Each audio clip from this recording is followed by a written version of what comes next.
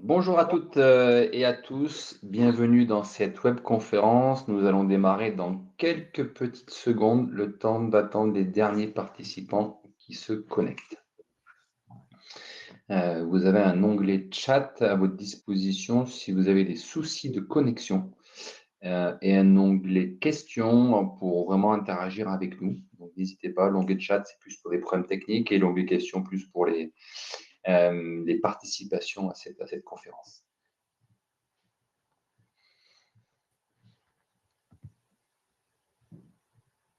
Très, très bien. Écoutez, bienvenue aux derniers arrivants. Merci pour votre très nombreuse participation. Si vous pouvez nous mettre un petit message dans le chat pour nous donner la confirmation que le son est OK, la vidéo est OK, ça serait super dans l'onglet chat. Nous mettre un petit message de confirmation. Super, merci à vous. C'est parfait. Eh bien, écoutez, on va pouvoir démarrer. Donc, un grand merci pour votre participation. Donc, on continue notre session, notre série de webconférences. On n'est pas sur Netflix, on est chez Fluxim, mais en tout cas, on continue ces séries avec des experts. L'objectif d'aujourd'hui, ça va être de parler de la donnée fournisseur qui est extrêmement large. Avant de rentrer dans le vif du sujet, quelques mots à vous donner sur le support que vous avez. Donc, l'ensemble de cette conférence est enregistré. Vous la recevrez par email à la suite de cette conférence. Toutes vos questions sont les bienvenues. L'onglet questions prévu à cet effet, justement, permettra d'interagir avec vous. Donc, il n'y a pas de mauvaises questions, il n'y a que des bonnes questions, donc n'hésitez pas. Et l'onglet chat, donc prévu à cet effet, permettra de répondre s'il y a des problèmes techniques. Dans cette conférence, on va passer 45 minutes ensemble. Ça se veut concis. Donc, notre objectif, notre intention, c'est de vous délivrer une information qui, je l'espère, sera de qualité. En tout cas, on a travaillé le contenu avec les deux participants d'aujourd'hui. On va vous faire interagir. Il y aura un quiz à un moment donné, ou un sondage sur votre vision de la donnée côté entreprise. Comme ça, on pourra partager quelques statistiques, quelques benchmarks. Donc, on va vous solliciter dans quelques secondes. Alors, pour introduire le sujet très rapidement et avant de présenter nos experts, quelques mots sur ce sujet de la donnée. Donc, on s'adresse aujourd'hui aux fonctions achats, aux directions achats, aux responsables achats, aux personnes qui s'occupent de la transformation digitale côté achat. On sait que mettre en place un outil, ça demande de choisir justement le bon logiciel. Ça demande de l'expertise sur la mise en œuvre de ce logiciel. Ça demande aussi de conduire le changement, puisque les habitudes de travail, même si elles sont faites pour être challengées, elles sont des fois compliquées à digérer. Donc, le change management est un sujet important dans les organisations achats. Mais il y a un sujet que trop souvent on néglige, et nous, en tant que faiseurs de projets digitaux achats, on s'en rend compte de plus en plus, c'est que la donnée fournisseurs, les référentiels articles, les référentiels de contrat, les référentiels de société, sur lesquels s'appuient tous nos outils, sont très souvent d'une qualité relative, pour ne pas dire mauvaise. Et en plus, cette donnée-là devient obsolète rapidement. Les entreprises déménagent, se rachètent, déposent le bilan dans certains contextes. Donc, la donnée fournisseur que vous avez dans votre organisation est extrêmement disparate et dure à maîtriser. Et pourtant, c'est un peu les fondations de tout système d'information achat. Alors, pour développer cette thématique, j'aurai le plaisir d'être l'animateur de cette webconférence. Et à mes côtés, j'ai deux sachants, deux experts. Donc, Samira Medaï, qui est chef de projet chez nous sur ces projets de transformation digitale achat. Elle vient du métier des achats. Elle a mené beaucoup de projets là-dessus. Donc, on aura une bonne vision de sa part. Merci, Samira, de ta présence. Merci Christophe, merci à tous les participants d'être là aujourd'hui. Donc, moi, je suis chef de projet S2P. S2P, c'est notre jargon pour dire Source to Pay, donc l'ensemble des processus achats et finances. Et j'interviens également sur des missions de transformation des organisations achats. Super, merci Samira. Et deuxième expert, cette fois-ci plutôt de la donnée. Donc, c'est un partenaire avec qui on travaille de très longue date, qui a vraiment une science très particulière et qui nous est très utile dans nos projets. Donc, Michel Magistrello, qui représente la société CBC Développement et qui travaille justement sur ces thématiques qu'on verra aujourd'hui. Merci Michel de ta présence. Merci Christophe et je souhaite la bienvenue à tous sur ce sujet qui n'est pas forcément facile. Bon, très bien. Maintenant que les présentations sont faites, on va pouvoir rentrer dans le sujet. Alors, l'agenda se veut extrêmement concis, 4 temps forts. On va juste balayer en introduction les quelques enjeux qu'on a pu constater dans les organisations achats pour que vous puissiez vous identifier, en tout cas sur les feuilles de route achat dans les organisations qu'on rencontre. On va rentrer rapidement dans la méthodologie pour nettoyer les référentiels, puisque c'est de ça dont il s'agit. Comment concrètement mettre sous contrôle un référentiel fournisseur, contrat, article dans vos organisations. Donc là, on va parler de nettoyage de données. Et ensuite, finalement, le sujet, ça va être de mettre sous contrôle sa donnée dans le temps, puisque la donnée évolue et il faut que ce niveau de qualité évolue. Donc, on va vous donner les quelques tips, les quelques trucs et astuces, comme on appelle chez nous, pour mettre sous contrôle ces données. Et à la fin, on va faire aussi un zoom sur les solutions qui existent aujourd'hui d'un point de vue logiciel pour mettre sous contrôle la donnée et la raffiner, puisqu'il faut qu'elle soit utile à votre décision. On a des sujets de conformité, des sujets de productivité, des sujets d'économie, de savings, donc autant d'éléments sur lesquels on va pouvoir faire un zoom. Alors, si on rentre dans le premier thématique, quels enjeux pour la direction achat? Je vais être très synthétique parce que je pense que vous les connaissez sans doute mieux que nous, vos enjeux. En tout cas, on souhaitait faire un petit focus sur le fait qu'aujourd'hui, beaucoup de thématiques, beaucoup d'éléments dans la feuille de route achat, que ce soit des sujets de conformité, et Dieu sait que vous êtes confrontés à des sujets de conformité, que ce soit des sujets de réglementaire. Même si la CSRD bat un petit peu de l'aile ou va réduire un peu sa voilure, on a quand même des dimension aujourd'hui RSE assez fort dans vos organisations. On a la réforme de la facture en France qui pointe le bout de son nez, qui est un tsunami. Je pense qu'il faut vraiment oser le dire comme ça. Donc, ça va forcément amener des impacts côté achat dans les échanges de facturation. On a des sujets autour du risque, toujours prépondérants dans les organisations, puisque aussi bien sur les risques financiers, réputationnels, les risques de supply, c'est les éléments où l'acheteur est en première ligne pour justement bien instruire et pour bien pouvoir piloter la relation fournisseur. Et après, on a d'autres thématiques qui sont aujourd'hui aussi très classiques sur la performance achat, sur la réduction des coûts. Et tout ça, finalement, on voit que le socle de tout ça, la source de tout ça, c'est la donnée. Si on veut pouvoir évaluer la performance d'un fournisseur, si on veut pouvoir évaluer sa conformité, encore faut-il avoir une donnée à jour, une donnée qui nous alerte. Si on veut pouvoir suivre, par exemple, en France, le risque sur le travail dissimulé, il nous faut une donnée qui soit à jour tous les 6 mois. Donc, c'est autant d'éléments qui, mis bout à bout, font que la donnée devienne névralgique dans les organisations. Alors, j'ai une première question pour toi, Samira, parce que c'est vrai que quand on parle de données, c'est extrêmement large. Et est-ce que tu peux nous faire une photo ou quelles sont les typologies de données auxquelles est confronté et auxquelles nous, on est confrontés en tant que faiseurs de projets digitaux? Tout à fait. Donc, pour bien comprendre justement l'enjeu de la qualité des données, il faut d'abord visualiser de quoi on parle. Toutes les données ne se valent pas. Et ici, on voit la pyramide qui illustre justement la hiérarchie des données dans les organisations achats. Tout en bas, vous voyez justement les référentiels de base. Ce sont les fondations de cette pyramide. Ce sont vos fiches fournisseurs, c'est-à-dire les informations légales, le SIRET, le SIREN, les coordonnées bancaires, vos contrats, donc les accords CARD, les conditions tarifaires, les clauses. Et puis, quand on parle d'articles, on parle de nomenclature, de spécifications techniques. Si cette base est fragile, forcément, ou mal structurée ou plein d'erreurs, tout ce que vous allez construire par-dessus sera instable. Au-dessus, vous voyez les données transactionnelles. Donc, ce sont pour la partie Procure to Pay, toutes les demandes d'achat, les commandes, les réceptions, les factures, les statuts de paiement, etc. Et puis, pour la partie source to contract, vous allez voir tous vos appels d'offres, les scores, des évaluations, les attributions.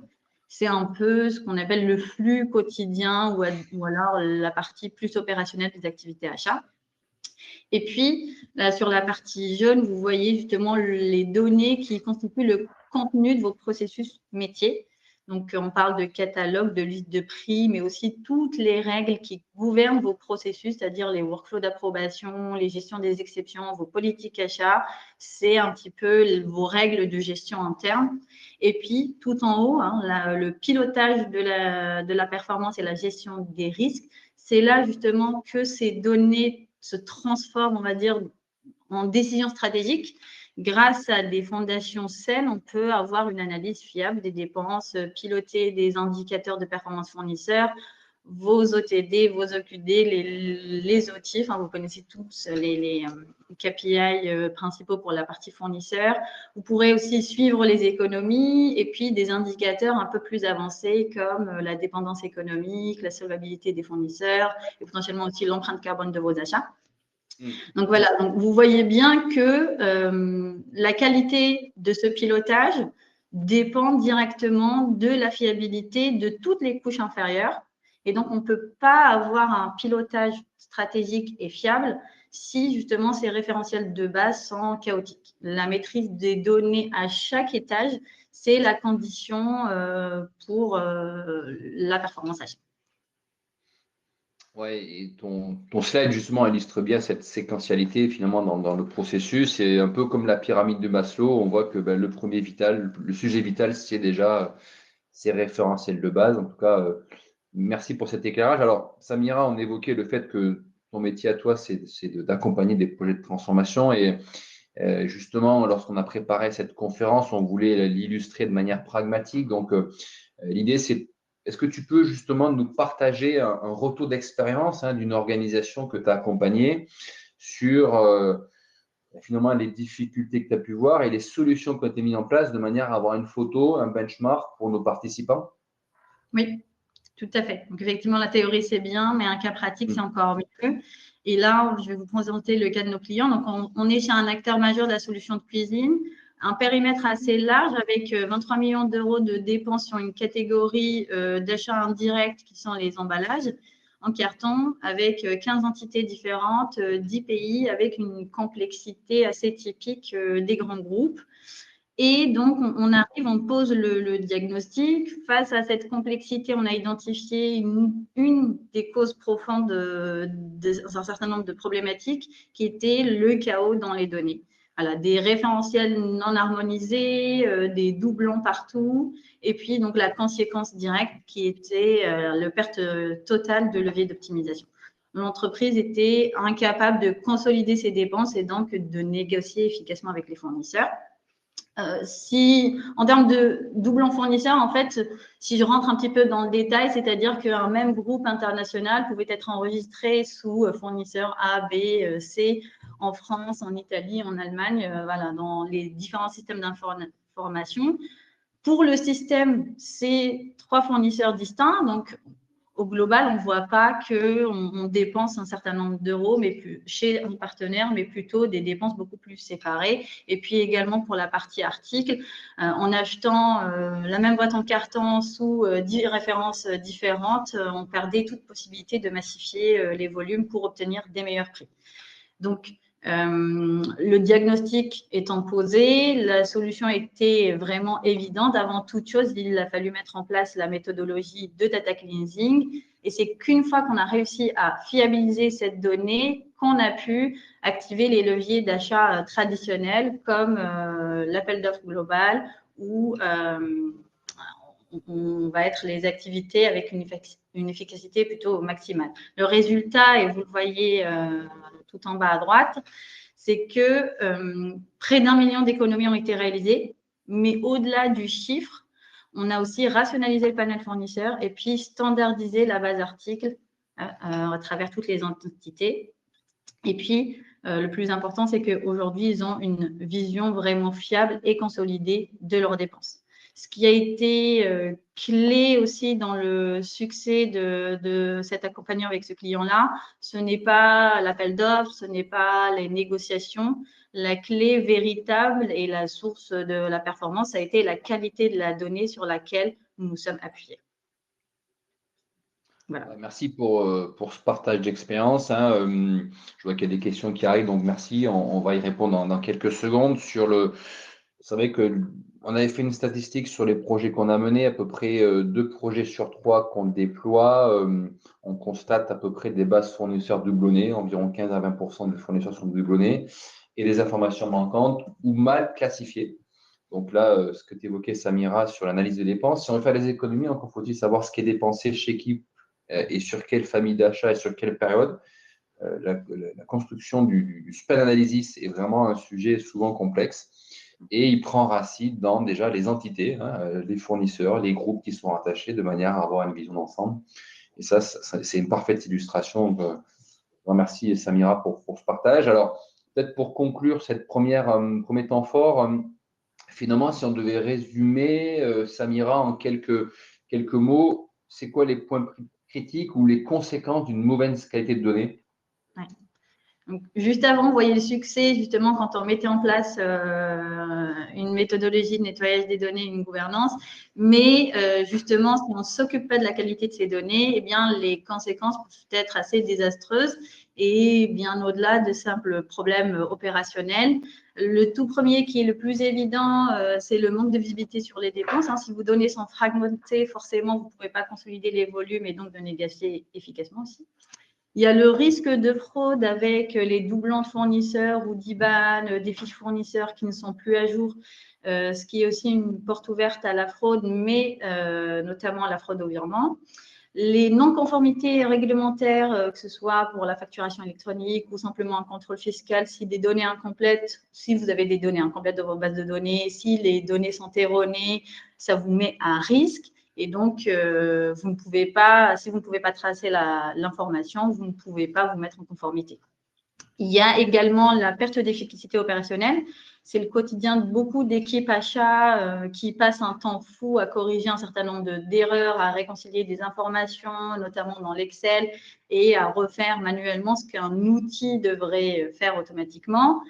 Ça se rejoint avec la faible adoption des outils. Justement, c'est un cercle vicieux. Vous investissez dans les outils digitaux, mais si les données qu'ils affichent sont fausses, personne ne fait confiance à l'outil.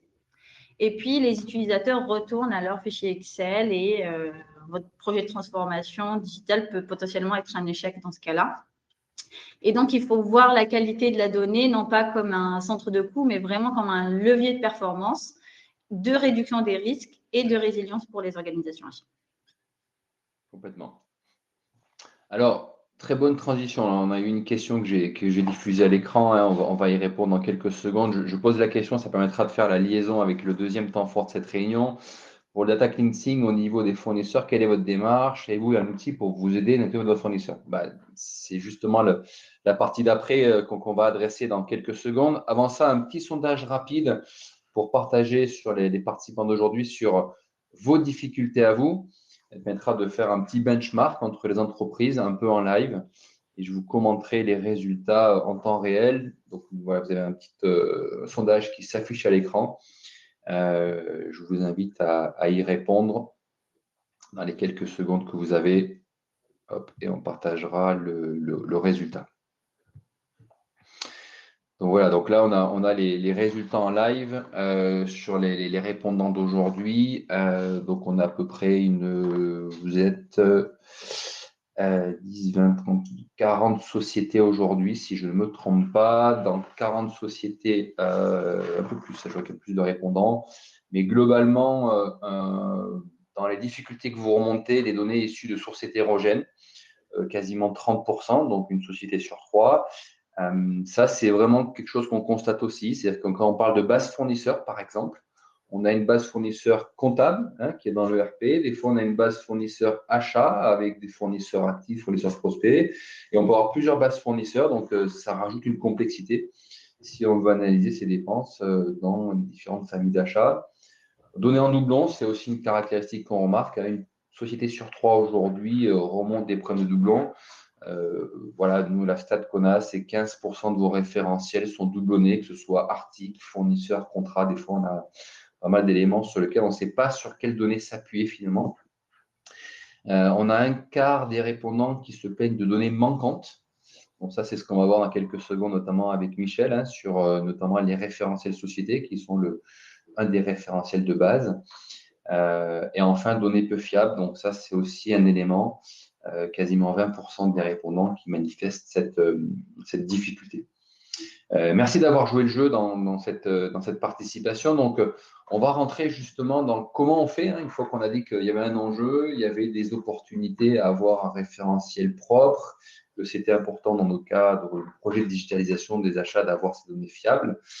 Finalement, quelle méthodologie? Alors, une première question pour toi, Michel, avant qu'on rentre dans le détail et qu'on donne ce secret à nous, notre méthodologie, c'est quoi les erreurs déjà qu'il faudrait éviter si on va avoir un bon référentiel fournisseur. On va commencer par la fin, pour une Voilà. fois, mais Alors, pour essayer de vous mettre dans le bain, on a essayé de trouver 5 catégories d'erreurs, à ne pas commettre, pour assurer la qualité des données. Première catégorie, c'est, les 3 informations essentielles pour, en tout cas tous les fournisseurs français ou tous les clients français. C'est de bien repérer le code SIRET, le code SIREN et le numéro de TVA. Donc un tout petit rappel pour ceux, qui ne seraient pas vraiment, précis. Le code SIREN est un code unique, qui identifie une entreprise, quel que soit son lieu d'implantation en France et qui reste invariant durant toute la vie de l'entreprise, jusqu'à un rachat ou une cessation. Le SIRET, on passe de 9 à 14 positions. Ça va rajouter un identifiant d'établissement. Donc le SIRET identifie l'entreprise à une adresse géographique, bien précise. Et le numéro de TVA pour la France, c'est pas vrai pour les autres pays, mais pour la France, est une reprise avec une clé de contrôle du, numéro de SIREN. Ce qui est très, très pratique pour pouvoir avoir, une parfaite homogénéité, une parfaite cohérence entre, les 9 chiffres du SIREN, les 14 du SIRET, 5 complémentaires, et 9 chiffres du SIREN repris à l'intérieur du numéro de TVA. Tout ça pour dire que la première erreur à éviter, c'est de ne pas être au clair sur ces 3 éléments. Ça, c'est vraiment la base et il faut se servir de toutes les données, de tout le travail de l'INSEE, qui identifie les entreprises, pour, arriver à cette cohérence. Un deuxième point qui va peut-être plus vous étonner, mais sur lequel vraiment j'insiste, c'est ne pas sous-estimer l'importance des adresses géographiques. Alors effectivement, depuis plusieurs années, tout est dématérialisé, tout passe par des mails, on n'écrit plus, on n'envoie plus de courrier et on se dit au bout d'un moment: «Bah tiens, bah les adresses, on s'en moque un peu». Non, parce que l'adresse géographique va permettre d'identifier très précisément un SIRET et un établissement, qu'il soit siège social ou pas siège social.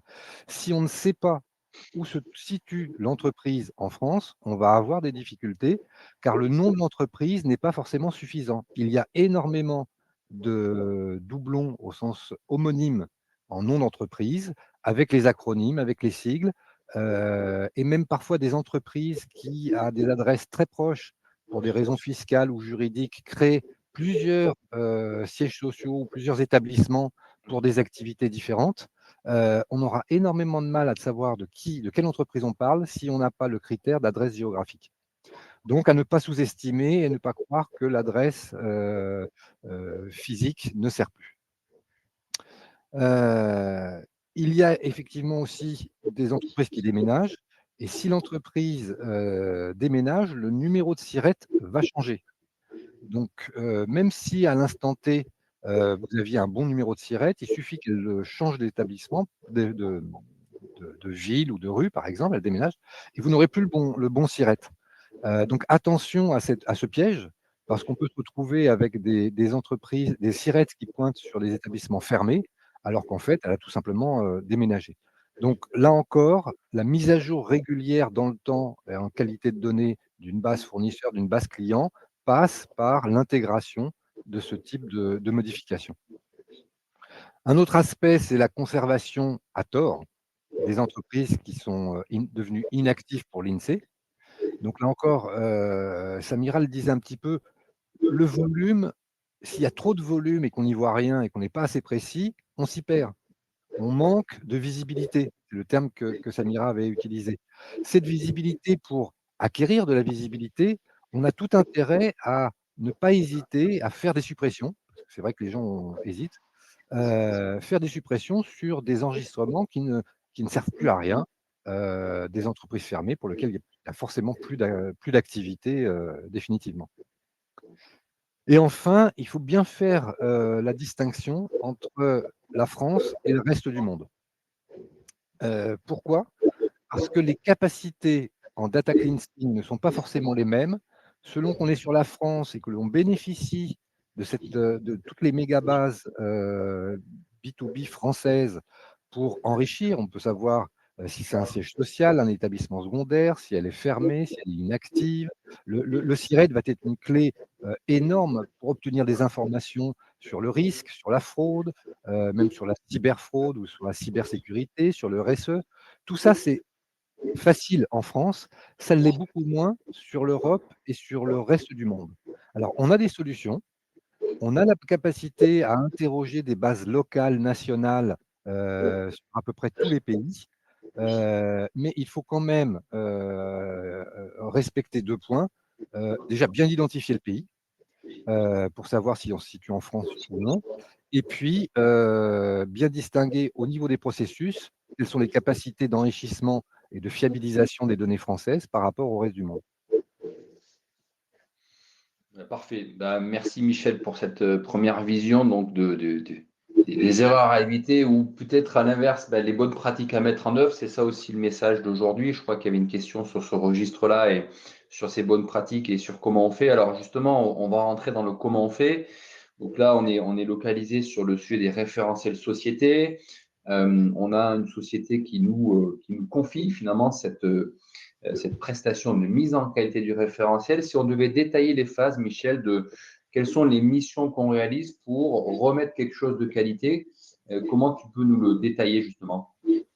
Alors la première étape, à partir de tout parti des données, en stock, c'est de faire un audit. Nous aussi, avant de travailler, on a besoin de visibilité. Tous les fichiers ne sont pas égaux, toutes les entreprises n'ont pas géré de la même manière la qualité des données. Et la première étape, ça va être de les analyser pour connaître, quel est le taux de sirétisation, quel est le taux de doublon, quel est le taux d'entreprises inactives ou en déménagement et avoir une sorte de carte, qualité des données, de ce que vous avez chez vous. Et à partir de là, on va pouvoir définir une prestation rigoureuse pour mettre en conformité, on va dire, le stock. Donc on présente ce qui va être fait, qu'est-ce qu'on peut en attendre. On va travailler en production, pour, rechercher les sirettes manquants, pour fiabiliser des sirettes existants, pour vérifier que le triptyque sirène, sirette, TVA est cohérent, parce que Mm. ça nous arrive de trouver des choses, incohérentes. Et ensuite, on va pouvoir présenter tous ces résultats juste avant l'intégration, et la remise à jour, du stock. Ça, c'est la première étape. La deuxième, ça va être effectivement de conserver une bonne qualité des données, dans le temps. Pour cela, il y a plusieurs choses à faire. Il peut y avoir des outils à mettre en place, il peut y avoir des process à mettre en place, voire même une véritable gouvernance de données, qui sera importante, Oui. pour le projet.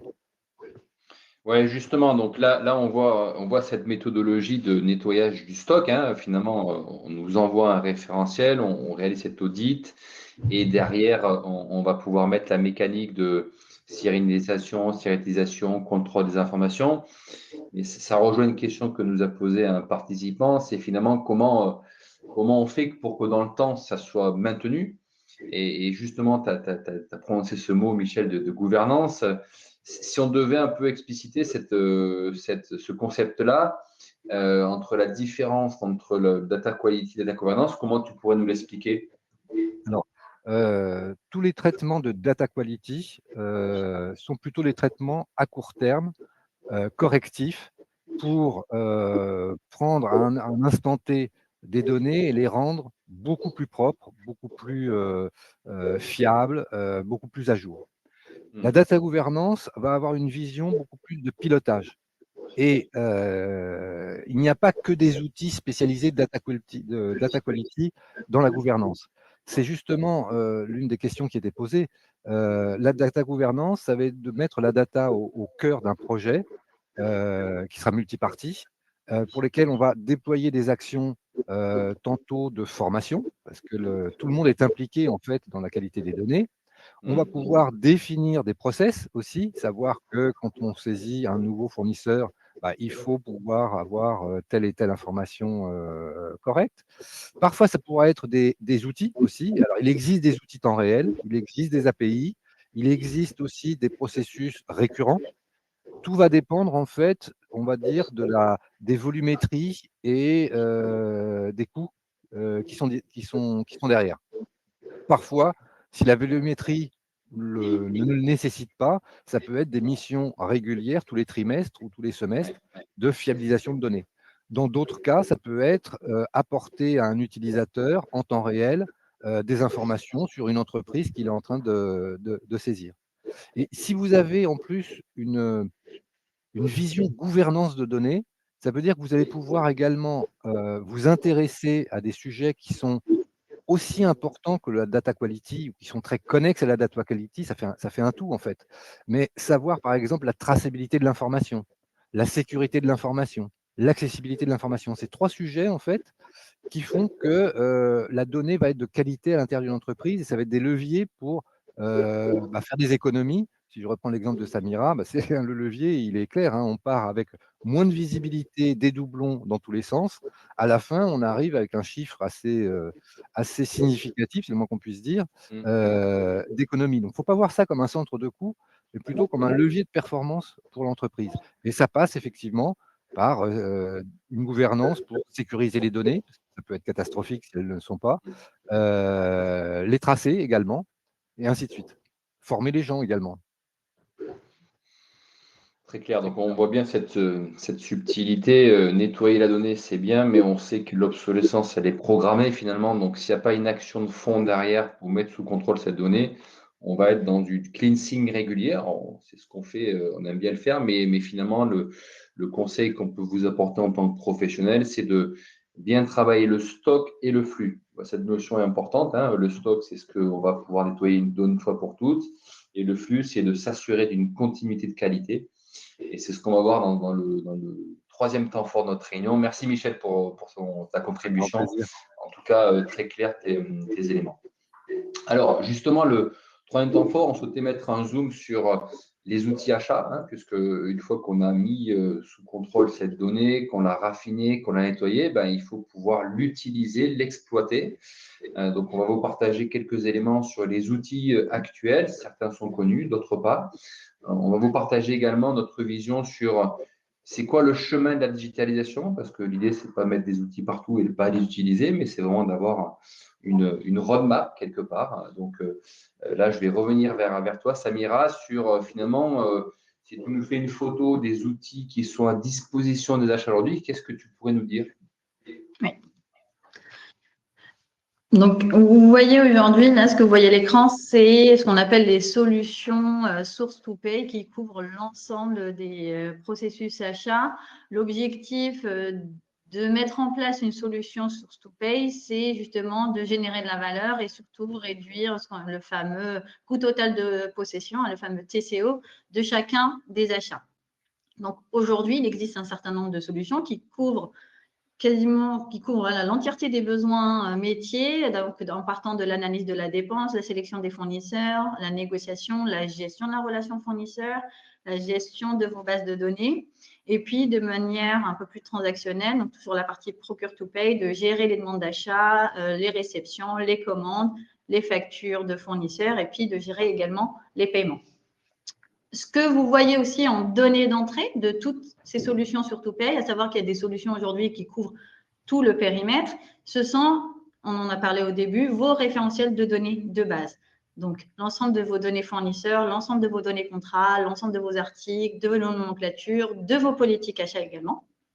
Et donc, grâce à ces données d'entrée-là, justement, ces solutions sur ToPay vont pouvoir vous permettre d'avoir une visibilité, donc une maîtrise des dépenses, mais une maîtrise aussi des budgets, une analyse complète de vos flux de trésorerie, la gestion des risques et de la performance fournisseur également, et puis réduction forcément des coûts opérationnels grâce à l'automatisation d'un certain nombre de tâches manuelles, une collaboration aussi qui est fluidifiée entre les métiers grâce à ces solutions qui sont aujourd'hui disponibles sur le marché. Et puis, un des points importants, c'est que vous avez des données fiables en temps réel pour vous faciliter le pilotage dans votre vie quotidienne et puis une meilleure expérience achat pour les utilisateurs de manière générale.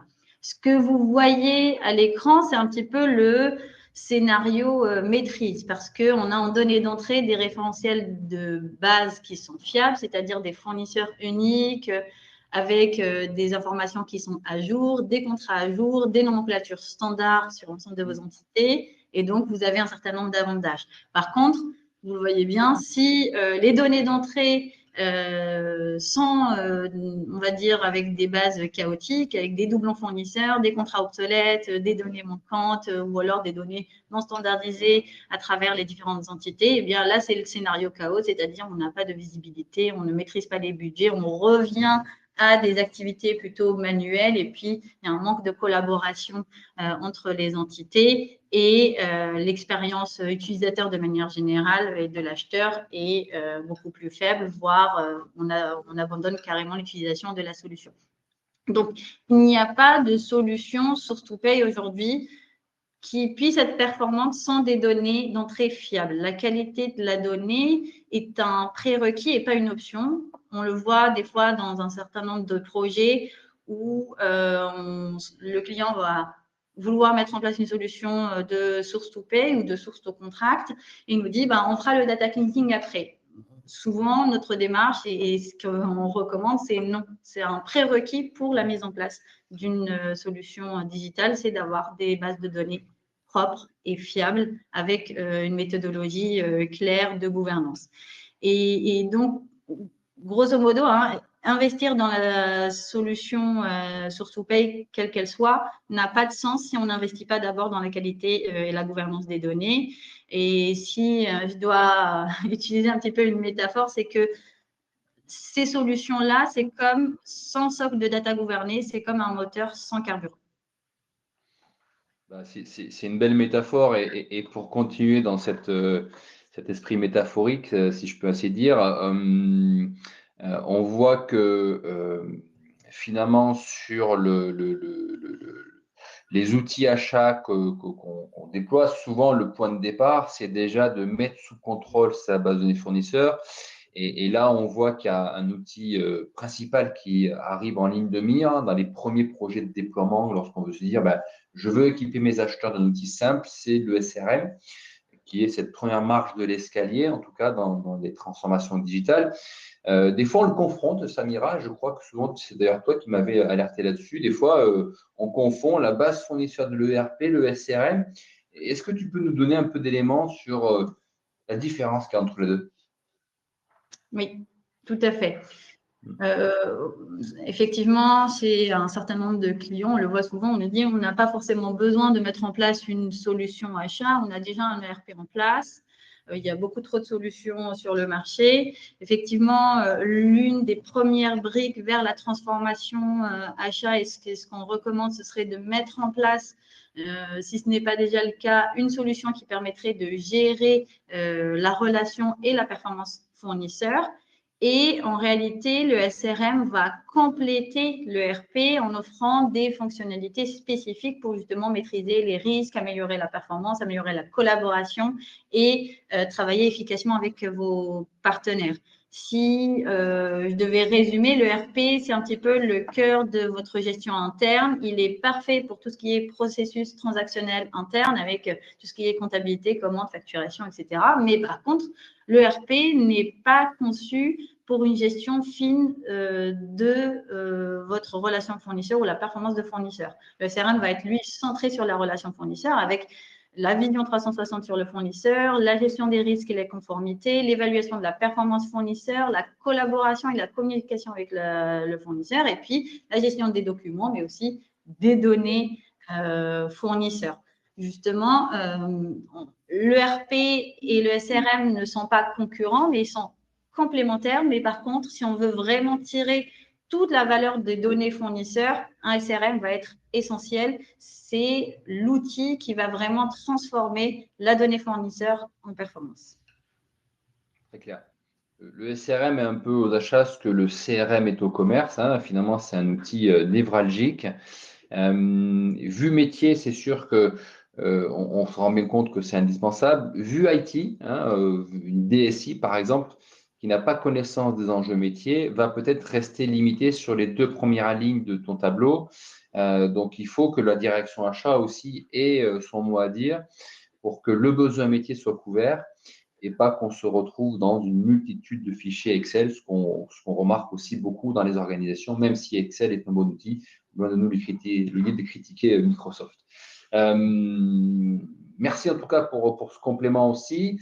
Alors, la première étape avant de déployer un SRM, c'est déjà de prendre conscience du niveau de qualité de ces référentiels. Donc, ce qu'on propose aujourd'hui aux participants, hein, c'est naturellement de réaliser un audit.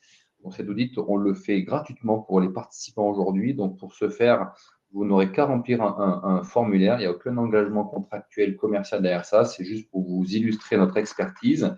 L'engagement qu'on prend, c'est de vous donner les 6 KPI de votre base fournisseur, à savoir le taux de doublon, le taux d'information erronée, le taux d'erreur de champ, hein, notamment les sirènes qu'évoquait Michel, le taux de présence des sirènes, des TV intracom, de manière à se dire, ma base aujourd'hui, elle est sur tel niveau de qualité. On l'a fait pour beaucoup d'organisations, certaines qui étaient déjà très, très, très bien qualifiées. Je pense notamment à Veolia, Michel, hein, un rendez-vous qu'on a fait ensemble, où là, on s'est rendu compte qu'on n'avait rien à leur apporter. Et à contrario, des organisations chez qui la prise de conscience a démarré par ce niveau de connaissance de la donnée. Voilà, on va bientôt toucher à la fin à cette conférence. On a quelques questions. N'hésitez pas à justement interagir. L'onglet questions est prévu à cet effet. Je vais en rebalayer quelques-unes que je vous partage à l'écran, notamment sur les bonnes pratiques pour mettre à jour ces données fournisseurs qui varient beaucoup dans le temps, process interne, partenaires externes. Donc, on y a répondu en partie. J'ajouterais peut-être un petit complément là-dessus. Les sociétés qu'on accompagne sur ce sujet, c'est souvent une combinaison des deux, hein, puisque lorsqu'on met en place data cleansing, bon, souvent ça fait appel à nos compétences parce que c'est une expertise très pointue. Mais lorsqu'on déploie un SRM, il y aura à la fois un triptyque de plusieurs acteurs pour maintenir cette qualité. Vos acheteurs, parce que l'acheteur est quand même le premier contributeur de l'alimentation de la fiche fournisseur. Le fournisseur aussi est un contributeur, puisqu'il va avoir accès à ce SRM et on va le solliciter dans le cadre de mise à jour documentaire, dans le cadre de process qualité, d'informations administratives, d'informations de qualité. Et enfin, on a des sources de données externes qui peuvent intervenir de manière à alimenter automatiquement les outils. On pourrait prendre le cas de Ecovadis, par exemple, sur les notations RSE, qui viennent alimenter la fiche fournisseur automatiquement. Donc, finalement, c'est une combinaison de tout ça.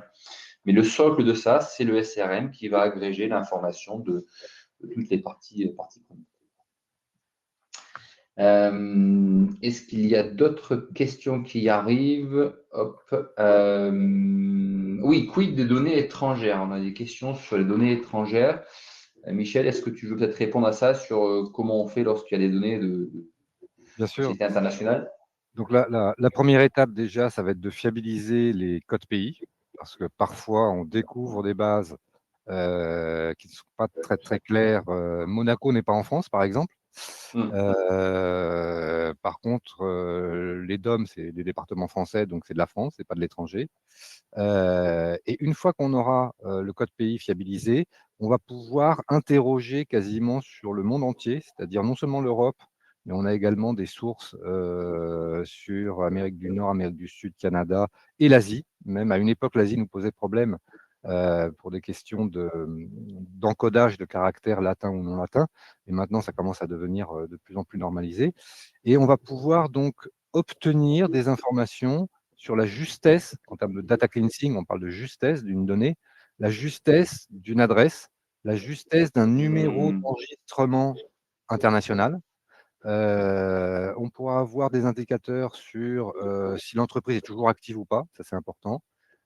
Son secteur d'activité, donc en France, ce qu'on appelle le NAF, qui a toujours son équivalent, même si ce n'est pas forcément les mêmes nomenclatures. On peut avoir une idée de l'activité, du numéro d'immatriculation de l'entreprise. Ça permet de fiabiliser la donnée et de faire des regroupements ou des statistiques qui sont intéressantes. Donc, on a maintenant accès à toutes ces données. Super. Je vois qu'il y a une autre question qui est arrivée, enfin deux autres questions qui sont arrivées sur un sujet commun et merci d'avoir posé la question parce que ça faisait partie des sujets qu'on souhaitait développer aussi. À l'heure de l'IA, aujourd'hui, on voit qu'on met l'IA sur toutes les thématiques. Forcément, la question de se dire, est-ce qu'il y a des outils, Michel, alors première question pour toi, sur comment on peut utiliser l'IA, est-ce qu'on peut l'utiliser d'ailleurs, dans le cadre d'opérations de data cleansing? Alors, sur ce qu'on appelle des opérations très classiques de data cleansing, comme la recherche, du SIRET d'une entreprise, heu, on utilise de plus en plus l'IA pour faire, des recherches sémantiques au niveau des noms des entreprises. Pour savoir si lorsque l'on parle de, comment d'une entreprise qui n'a pas un nom propre, mais qui a un nom, avec des mots communs, si vous voulez, s'il y a des erreurs de saisie, parce qu'on a confondu 2 mots, la sémantique, et ça c'est l'IA qui nous l'apporte, c'est des techniques de Hmm. développement type IA qui va permettre de résoudre des ambiguïtés et de fiabiliser, la donne. Il y a un deuxième exemple également dans le data cleansing qui commence à poindre, c'est, l'analyse par l'IA de données non structurées. On pourrait penser, parce qu'on a des textes à l'intérieur d'un champ commentaire, que tout est acheté, alors qu'en fait, l'IA peut permettre de classifier, les données à l'intérieur et de les restructurer, pour améliorer la qualité des données. Donc c'est un des apports de l'IA en ce moment sur le data cleansing. Super. On voit aussi côté outils achat, hein, puisqu'on a plusieurs partenaires éditeurs avec qui on déploie des solutions achat. On voit de plus en plus d'usages de l'IA là-dedans, notamment sur de la classification achat. Je crois que c'est une question qui a été posée aussi sur finalement la complexité des données, c'est aussi la catégorie achat, la famille d'achat, hein. On parle du fournisseur là, mais on a aussi des articles, des familles d'achat. On voit des outils aujourd'hui qui commencent à classifier, proposer des familles d'achats en fonction d'une nature. La question qui se pose derrière, c'est la question de la fiabilité. Je sais que Michel, tu es un ambassadeur de ce sujet-là pour se dire, lorsque je raffine une donnée, autant être sûr de l'information, parce que si c'est pour envoyer des informations erronées, ça ne va pas rendre service au client. Donc, on a encore des interrogations sur la fiabilité. En tout cas, le pré-mâchage du travail va être en partie fait par les outils. Si tu me permets, Christophe, il y a un sujet qui est, à débattre et qui est très, très intéressant sur l'IA, la classification et l'aide de l'IA pour ce type de choses. Très souvent, quand on parle d'IA en ce moment, et c'est assez logique, on parle de ChatGPT, de Mistral AI, de tous les gros en IA qui permettent de faire des choses qui sont merveilleuses, mais pour lesquelles on ne sait pas trop où part l'information ou même d'où elle vient. Le problème de la traçabilité est toujours inquiétant. Et puis, il y a des entreprises en France qui sont quand même sur des données, délicates, surtout dans les grands groupes, quand on travaille pour l'armement, quand on travaille, pour l'énergie, quand on travaille sur certains sujets. C'est un petit peu délicat de confier, à l'extérieur et à des processus IA, des informations qui peuvent être quand même, confidentielles. Donc il y a de plus en plus de développements très intéressants et qu'on suit particulièrement sur, l'IA souveraine.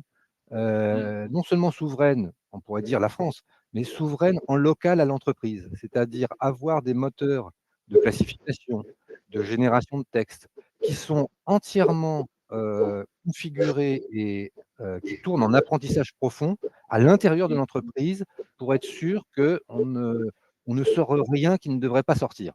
Voilà. Ouais. Ça, c'est un sujet, qui va se développer dans les prochaines années, qui est très, très intéressant. Ouais, et d'ailleurs, je fais un peu de teasing sur notre prochaine série de webconférences là, qu'on va diffuser tout début janvier. On va organiser 2 conférences sur des usages concrets de l'IA au service des achats et au service de la finance. Donc, ça sera 2 prochaines webconférences qu'on va organiser avec des cas pratiques, de manière à pouvoir illustrer l'utilisation de ces technologies dans le cadre de vos métiers. Je vois qu'il y a d'autres questions qui sont arrivées. Peut-être qu'on peut en prendre une dernière vu le timing. Peut-être une question plus pour toi, Samira, d'ailleurs. On me demande la mise en place d'un projet d'SRM de base fournisseur unifié. C'est quoi la durée moyenne? Alors, on va être précise, mais en tout cas, de donner ta vision des projets que tu as fait toi, justement. En fonction de la taille de l'entreprise, du nombre de sites qui seront impliqués, de la complexité, de est-ce qu'on a envie que le SRM soit connecté à l'ensemble des systèmes qui sont déjà mis en place au sein de l'entreprise ou non, est-ce qu'on veut qu'il soit aussi connecté à un certain nombre de sources de données externes. Donc, en prenant voilà, tous ces éléments-là, tous ces paramètres-là, donc ça va définir la complexité du projet de mise en place d'une solution SRM. Mais je peux vous dire que ça peut varier sur une entreprise voilà, réduite avec un seul site, pas de connexion avec d'autres systèmes de 2 mois jusqu'à potentiellement pour de plus grands groupes à 2 ans. Donc, c'est assez large et ça dépend aussi de ce qu'on a envie de couvrir comme besoin fonctionnel et d'intégration avec d'autres systèmes. Très clair, très très clair. Juste, Il est... Ouais, vas-y, Michel, je t'en prie. on abuse sur le temps. Mais pour rejoindre ce que dit Samira au niveau des délais, dans les grands groupes pour lesquels il y a eu beaucoup d'acquisitions externes avec des systèmes d'information hétérogènes, c'est là qu'en termes de moi, spécialiste de data cleansing, je vois que ça va prendre beaucoup plus de temps de collecter de la donnée, de l'homogénéiser, de la fiabiliser avant de pouvoir commencer à mettre en place les outils qu'il faut. Ouais. Vaste sujet, en tout cas, peut-être pour conclure cette session, vous avez bien compris, et je pense que vous le vivez sans doute dans vos organisations, cette hétérogénéité, cette volumétrie de données aujourd'hui devient compliquée à maîtriser, en tout cas sans outils, sans méthodologie. Donc, une direction achat a besoin d'outils pour fonctionner, vu la multitude de fournisseurs, d'articles, de produits, de familles que vous avez. Donc ça, c'est des outils qui permettent de mettre sous contrôle cette donnée, des outils qu'on peut vous proposer naturellement.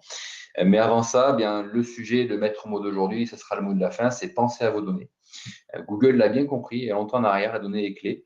On commence à voir cette prise de conscience et nettoyer, c'est bien, mais gouverner, c'est aussi bien.